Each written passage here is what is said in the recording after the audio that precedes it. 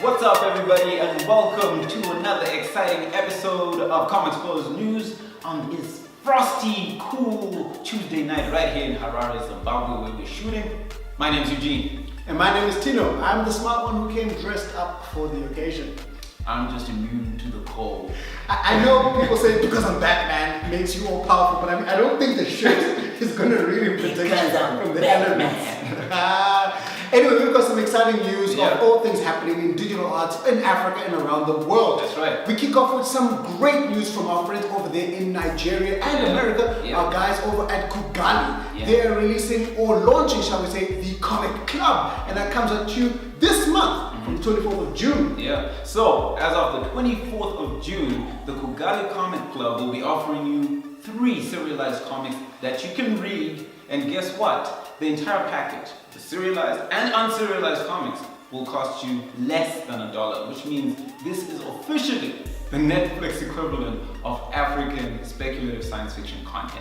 I don't think there's a better place where you can get that breadth. I mean, they've got a library. They've been collecting this stuff for a minute. And they've brought on a bunch of different artists who are contributing steadily to this. So if you really want to know what's happening in the comic book sphere and speculative fiction in Africa, get yourself, $1. Subscribe to Kugali. If you're not going to subscribe to them, get ours for free. But if you can subscribe, go to Kugali.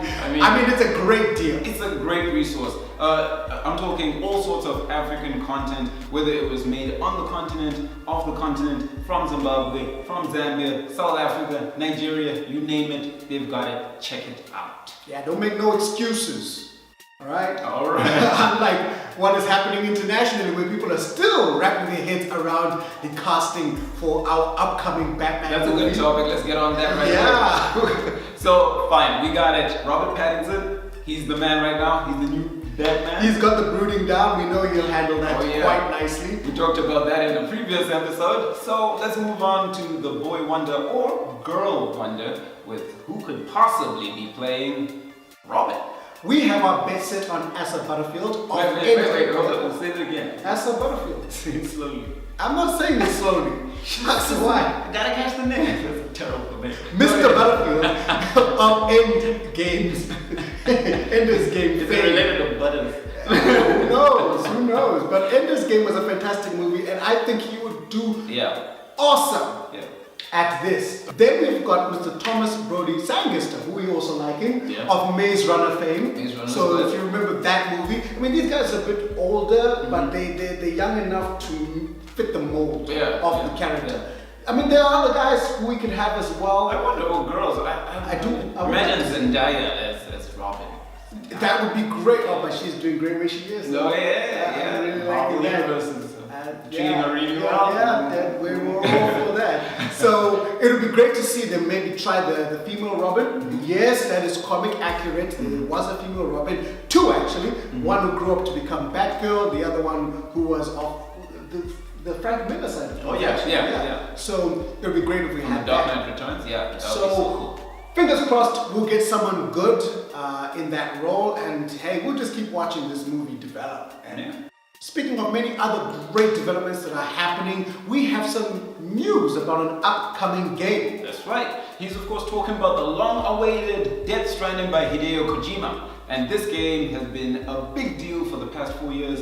It's been shrouded in mystery. Nobody really knew. Is it a survival game? Is it a horror game? Is it an action game? But we finally got the riddles, followed by the trailer itself, which showed more of the plot and of course some of the gameplay. It's kind of still left us wondering what the heck is going on though. Yeah. Truth be told. Tomorrow is in your hands, right? We don't know what that is. Do they mean the console? Do they mean the controller? Do they mean the game itself? Do they mean I'll get it tomorrow? I don't know. So Dino doesn't like the fact that you have to walk around a lot in this game. I don't mind walking around though. He's got a cool bike. I like the bike. We saw a cool sci-fi bike. I like sci-fi bikes. I like backpacks. I like ladders. Long ladders. I mean, they have things like Fortnite kids like ladders too. It's great.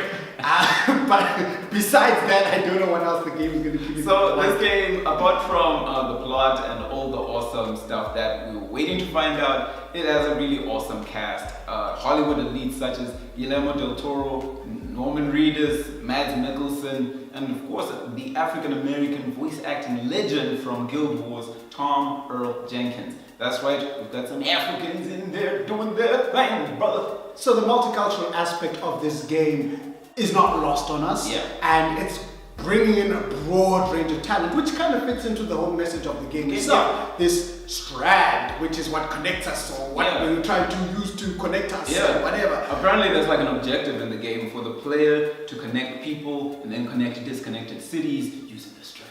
I'm actually more curious to see how that element, which sounds like it's meant to permeate throughout the entire game, is actually going to be an actual motivator? No. Well, yeah, maybe a motivator. Maybe how you collect. Do you collect strands like Sonic rings? Do you like go around like a puzzle game where I connected strand and void in zone 6? I don't know how. That's what maybe you got a ball of yarn. Maybe throughout the whole game, and then you can get a mod and turn your character into a cat. I don't know. You got that baby you carry around.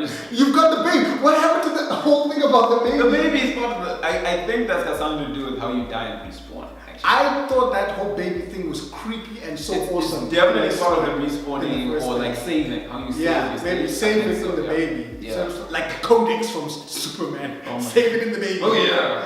Yeah. Oh, that is so creepy. That was creepy. Give me the codex.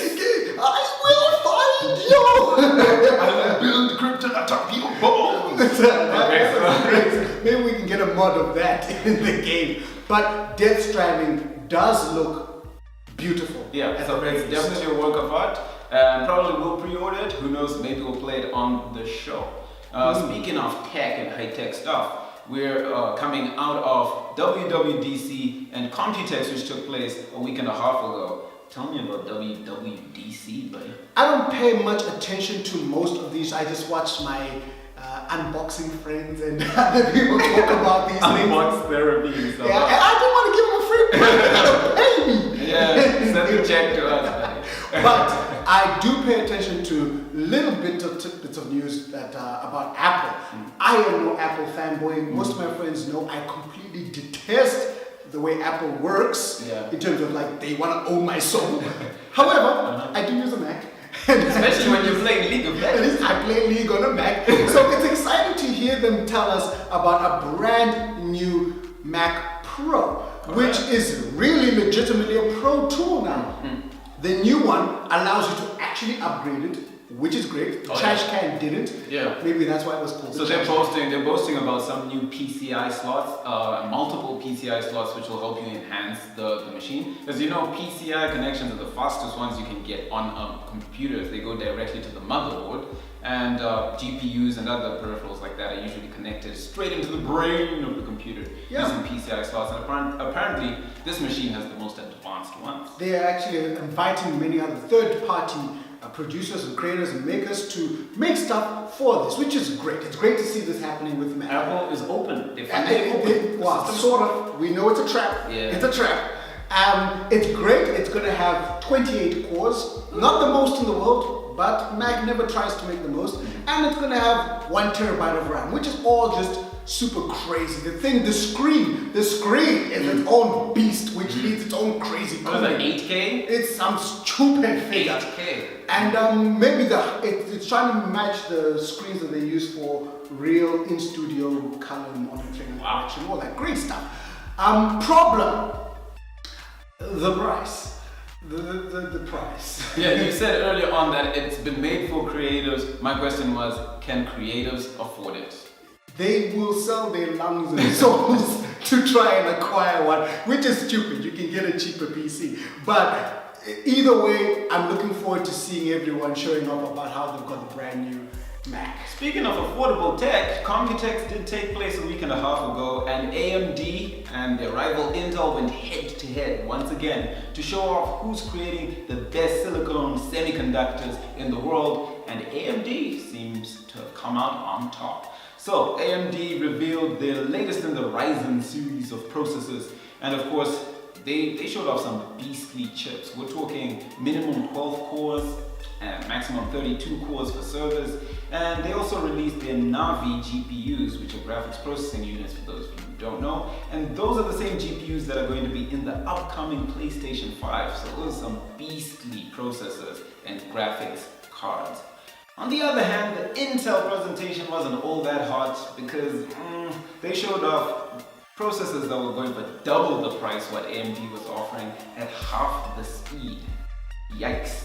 And to top it all off, they also presented this weird karaoke K-pop thing.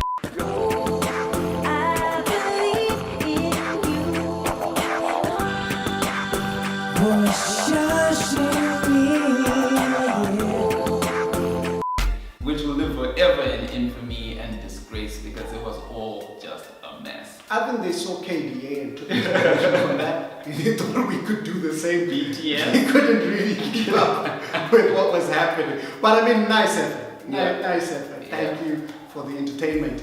So hey, you want new hardware? There's a lot that's coming up on the horizon. We know you're going to need it for you to legally download all those movies. So yeah, hey, what can we say? But for this week of African and international pop culture and tech news, that ends our rundown from Comexposed.